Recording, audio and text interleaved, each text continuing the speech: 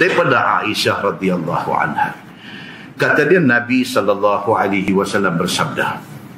Nabi kata, "Ma 'amila adamiyun min 'amalin yawman nahri ahabba ila Allah min ihraqid dam." Hari raya haji, hangpa tak usah buatlah amal apa pun. Satu amal ni lah yang Allah paling suka. Apa dia? Tumpahkan darah binatang. Hang buatlah apa pun. Raya haji, hang beli baju baru, pakai baju baru, benda ni disuruh. Hari raya pakai baju baru. Hang buatlah apa pun. Hari raya haji, hang isi hari itu dengan macam-macam benda kebaikan kita buat. Tapi Nabi SAW kata apa? Apa buatlah apa pun. Tapi tetap hak Tuhan paling suka ialah ibadat korban. Muslimin dan muslimat yang dirahmati Allah sekalian.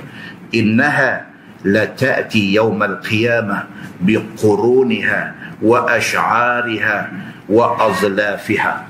Menatang yang kita buat korban itu, dia akan mai pada hari akhirat esok. Dia mai dengan tanduk dia, dengan bulu dia, dengan kuku dia. Macam mana kita sembelih dia di atas dunia dulu, dia mai atas rupa tu di depan kita sebagai bukti kata kita ada buat ibadat korban masa kita hidup di atas dunia. Dia mai sebagai bukti, sebagai saksi di depan Allah Subhanahu wa ta'ala. Nabi kata, wa anna dam la yaqa'u minallahi bimakanin qabla an yaqa'a minal ardi.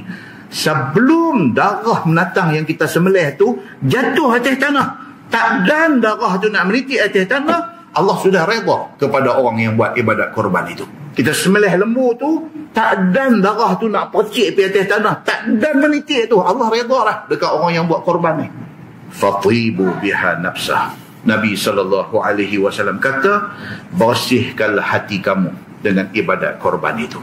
Bersihkan hati kamu. Kita buat ibadat korban itu bermakna kita bersihkan hati kita. Kita buang sifat bakhil, sifat kedekut daripada